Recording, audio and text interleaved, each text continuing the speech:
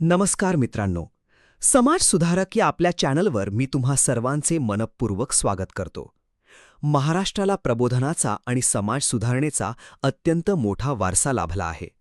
या महान परंपरेतील एक तेजस्वी नाव म्हणजे पद्मभूषण कर्मवीर भाऊराव पाटील.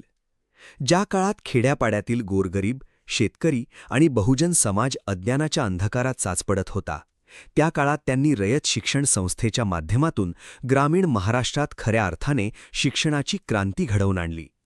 कमवा आणि शिका हा स्वावलंबनाचा महामंत्र देणाऱ्या कर्मवीरांच्या या अफाट कार्याचा आणि संघर्षाचा वेध आपण या 20 भागांच्या विशेष मालिकेतून घेणार आहोत. चला तर मग या प्रेरणादायी प्रवासाला सुरुवात करूया.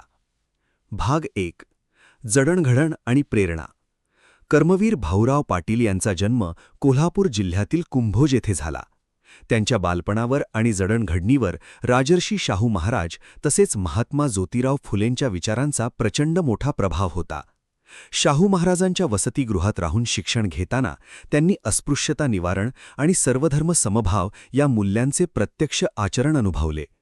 बहुजन समाजाला जोपर्यंत शिक्षणाचा हक्क मिळत नाही तोपर्यंत त्यांचा उद्धार होणार नाही, ही शिकवण महात्मा फुलेंनी अगदी मनावर कोरून ठेवली होती. याच विचारांनी त्यांना स्वतःचे आयुष्य तळागाळातील मुलांच्या शिक्षणासाठी समर्पित करण्याची मोठी प्रेरणा दिली. भाग 2. ग्रामीण वास्तवाची जाणीव. तारुण्यात भाऊरावांनी ओगले ग्लास वर्क्स आणि किर्लोस्कर ब्रदर्स यांसारख्या कंपन्यांमध्ये काम केले. या व्यवसायाच्या निमित्ताने त्यांना महाराष्ट्रातील अनेक खेड्यापाड्यांमध्ये फिरण्याची संधी मिळाली. या प्रवासात त्यांनी ग्रामीण भागातील अत्यंत विदारक वास्तव जवळून पाहिले. तिथे गरिबी, अंधश्रद्धा आणि अज्ञानाचे मोठे साम्राज्य होते. शेतकरी आणि मजुरांची मुले शिक्षणापासून पूर्णपणे वंचित होती. गावात ना शाळा होत्या ना त्यांना शहरात जाऊन शिकण्याची आर्थिक परिस्थिती होती. हे दारिद्र्य आणि अज्ञान दूर करण्यासाठी केवळ एकच मार्ग आहे, तो म्हणजे शिक्षण. हे सत्य भाऊरावांनी अचूक ओळखले. भाग 3. दुधगाव विद्यार्थी आश्रम, एक सुरुवात. ग्रामीण भागातील मुलांच्या शिक्षणासाठी काहीतरी ठोस पाऊल उचलण्याच्या उद्देशाने भाऊरावांनी 1909 मध्ये दुधगाव विद्यार्थी आश्रमची स्थापना केली. हा एक अतिशय धाडसी आणि क्रांतिकारी प्रयोग होता. सर्व जातीधर्माच्या मुलांना एकत्र आणून त्यांना शिक्षण देण्याचा हा प्रयत्न म्हणजे त्यांच्या भविष्यातील अवाढव्य कार्याची छोटीशी नांदी होती. या आश्रमाच्या माध्यमातून त्यांनी ग्रामीण भागात शिक्षणाची आवड निर्माण करण्याचे आणि पालकांमध्ये साक्षरतेविषयी जागृती करण्याचे महत्त्वाचे काम सुरू केले. याच प्रयोगातून भाऊरावांना वसतिगृह आणि सामूहिक शिक्षणाचे महत्त्व अधिक स्पष्टपणे समजले. भाग 4. रयत शिक्षण संस्थेची स्थापना. 4 ऑक्टोबर 1919 हा महाराष्ट्राच्या शैक्षणिक इतिहासातील एक सुवर्ण दिन मानला जातो. या दसऱ्याच्या शुभमुहूर्तावर कराडजवळील काले या छोट्याशा गावात भाऊराव पाटील यांनी रयत शिक्षण संस्थेची स्थापना केली. या संस्थेचे नावच तिचे उद्दिष्ट स्पष्ट करत होते. रयतेचे म्हणजे सर्वसामान्य जनतेचे शिक्षण. समाजातील तळागाळातील गरीब आणि उपेक्षित वर्गातील मुलांना शिक्षणाच्या मुख्य प्रवाहात आणणे हेच या संस्थेचे एकमेव ध्येय होते. सुरुवातीला अत्यंत मर्यादित साधनसामग्री आणि पैशांची कमतरता असतानाही केवळ प्रबळ इच्छाशक्तीच्या जोरावर या वटवृक्षाचे बीज रोवले गेले. भाग 5. साताऱ्यात स्थलांतर आणि कार्याचा विस्तार. काले गावात सुरू झालेल्या या संस्थेचा व्याप जसजसा वाढू लागला तसतशी अधिक मध्यवर्ती आणि सोयीच्या ठिकाणाची गरज भासू लागली. त्यामुळे भाऊरावांनी रयत शिक्षण संस्थेचे मुख्यालय साताऱ्याला हलवण्याचा निर्णय घेतला. सातारा आता या शैक्षणिक चळवळीचे मुख्य केंद्र बनले. येथूनच या संस्थेच्या कार्याला खऱ्या अर्थाने गती मिळाली. भाऊरावांनी संपूर्ण महाराष्ट्रभर पायपीट करून संस्थेसाठी निधी गोळा करण्यास सुरुवात केली. लोकांकडून धान्य, कपडे आणि पैशांची मदत मागून त्यांनी संस्थेचा गाडा हाकण्यास सुरुवात केली आणि संस्थेचा पाया भक्कम केला. भाग 6. छत्रपती शाहू बोर्डिंग हाऊसची स्थापना. 1924 मध्ये भाऊरावांनी साताऱ्यात छत्रपती शाहू बोर्डिंग हाऊस नावाचे वसतिगृह सुरू केले. हे केवळ एक वसतिगृह नव्हते, तर सामाजिक समतेची एक महान प्रयोगशाळा होती. या वसतिगृहात सर्व जाती धर्माची मुले एकत्र राहत, एकत्र जेवत आणि एकत्र अभ्यास करत. त्या काळातील जातीभेदाच्या भिंती पाडणारा हा एक अतिशय क्रांतिकारक निर्णय होता. महात्मा गांधींनी जेव्हा या वसतिगृहाला भेट दिली तेव्हा तेथील हे सर्व धर्मसमभावाचे चित्र पाहून ते कमालीचे प्रभावित झाले आणि त्यांनी आपल्या हरिजन फंडातून या वसतिगृहाला आर्थिक मदतही जाहीर केली. भाग 7. कमवा आणि शिका हा महामंत्र. गरीब मुलांना शिक्षण घ्यायचे असेल पण त्यांच्याकडे पैसे नसतील तर काय करायचे? या प्रश्नावर भाऊरावांनी एक अत्यंत प्रभावी आणि स्वावलंबी उपाय शोधला. कमवा आणि शिका म्हणजेच अर्न अँड लर्न. या योजनेअंतर्गत विद्यार्थी शेतात काम करून, विहिरी खोदून, रस्ते बांधून किंवा वसतिगृहातील इतर कामे करून स्वतःच्या शिक्षणाचा खर्च स्वतःच उचलू लागले. यामुळे विद्यार्थ्यांमध्ये श्रमाची प्रतिष्ठा रुजली, स्वावलंबनाची सवय लागली आणि पैशाअभावी कोणाचंही शिक्षण थांबले नाही. ही योजना रयत शिक्षण संस्थेचा आत्मा बनली. भाग 8. आजीव सेवक संस्थेचा कणा. कोणतीही संस्था उभी करण्यासाठी समर्पित माणसांची गरज असते. भाऊरावांनी पैशांच्या जोरावर नाही तर माणसांच्या जोरावर ही संस्था उभी केली. त्यांनी असे शिक्षक घडवले ज्यांनी स्वतःचे संपूर्ण आयुष्य संस्थेसाठी समर्पित केले. त्यांना आजीव सेवक असे म्हटले जायचे. या सेवकांनी अत्यंत तुटपुंजा पगारावर अनेकदा उपाशीपोटी राहून खेड्यापाड्यात जाऊन शिक्षणाचा प्रसार केला. खुद्द भाऊरावांच्या पत्नी लक्ष्मीबाई यांनी स्वतःचे मंगळसूत्र मोडून वसतिगृहातील मुलांच्या जेवणाची सोय केली होती. या त्यागावरच हा भक्कम डोलारा उभा राहिला. भाग 9. प्राथमिक शिक्षणाचे जाळे. ग्रामीण भागातील शिक्षणाचा पाया पक्का करण्यासाठी भाऊरावांनी प्राथमिक शिक्षणावर सर्वात जास्त भर दिला. त्यांनी व्हॉलंटरी स्कूल्स ही संकल्पना राबवली. ज्या खेड्यांमध्ये सरकारी शाळा नव्हत्या तिथे झाडाखाली, मंदिरात किंवा एखाद्याच्या पडवीत संस्था शाळा सुरू करत असे.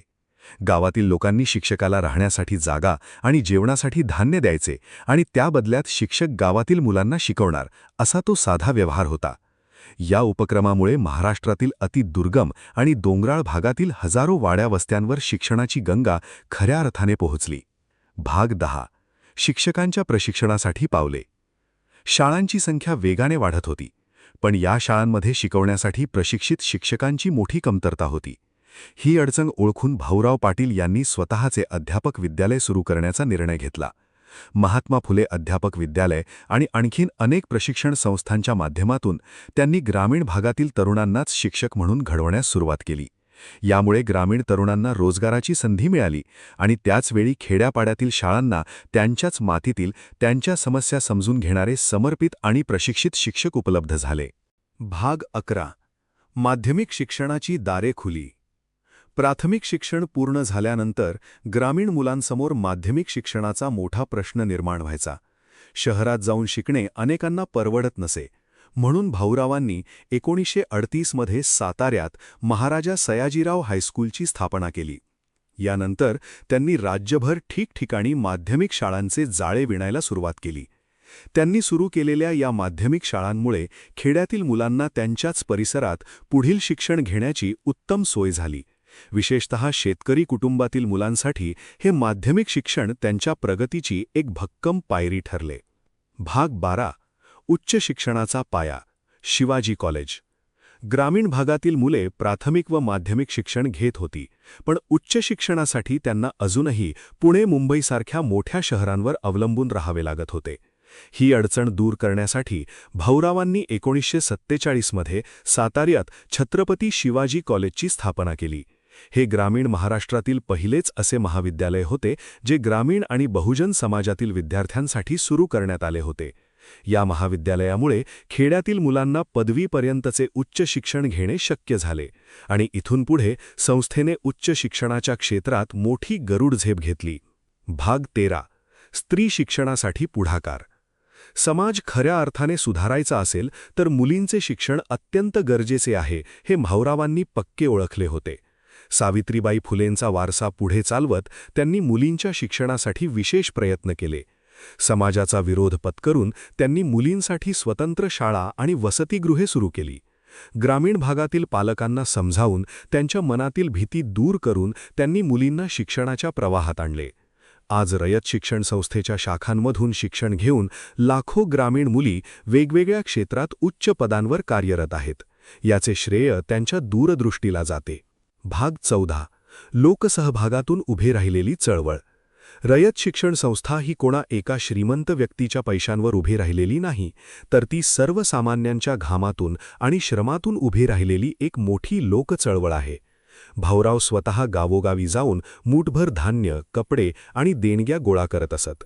मला पैसा नको, तुमच्या घरातील एक भाकरी आणि एक मुलगा शिक्षणासाठी द्या, असे ते लोकांना सांगत. शेतकऱ्यांनी आणि कष्टकऱ्यांनी दिलेल्या या अल्पशा मदतीवरच ही संस्था पोसली गेली आणि खऱ्या अर्थाने जनतेची संस्था बनली. भाग 15. तत्वांशी कधीही तडजोड नाही. भाऊराव पाटील हे त्यांच्या तत्वांशी अत्यंत ठाम होते. संस्थेला अनेकदा आर्थिक संकटांचा सामना करावा लागला. सरकारी अनुदाने नाकारण्यात आली, परंतु त्यांनी कधीही आपल्या ध्येयाशी तडजोड केली नाही. संस्था बुडाली तरी बेहत्तर, पण मी कोणापुढे हात पसरणार नाही आणि माझ्या तत्वांना मुरड घालणार नाही, असा त्यांचा स्वाभिमानी बाणा होता. चुकीच्या धोरणांना त्यांनी नेहमीच ठामपणे विरोध केला. त्यांचा हा स्वाभिमान आणि निस्पृहपणाच रयत शिक्षण संस्थेची सर्वात मोठी ताकद ठरला. भाग 16. वटवृक्ष, संस्थेचे सार्थ बोधचिन्ह. रयत शिक्षण संस्थेचे बोधचिन्ह म्हणून वटवृक्ष निवडण्यात आले आहे, जे अतिशय सार्थ आणि अर्थपूर्ण आहे. ज्याप्रमाणे वटवृक्षाच्या पारंब्यात जमिनीत रुजून त्याचा विस्तार होत जातो आणि तो सर्वांना सावली देतो, अगदी त्याचप्रमाणे रयत शिक्षण संस्थेचा विस्तार महाराष्ट्रभर झाला. एका छोट्याशा रोपट्यापासून सुरू झालेल्या या संस्थेने आज एका विशाल वटवृक्षाचे रूप धारण केले आहे. या वटवृक्षाच्या ज्ञानरूपी सावलीखाली आजवर लाखो गरीब आणि वंचित विद्यार्थ्यांनी आश्रय घेतला आहे आणि आपले जीवन समृद्ध केले आहे. भाग 17. कर्मवीर, ही जनतेने दिलेली पदवी. भाऊराव पाटील यांच्या अफाट आणि निस्वार्थी कार्याची दखल संपूर्ण देशाने घेतली.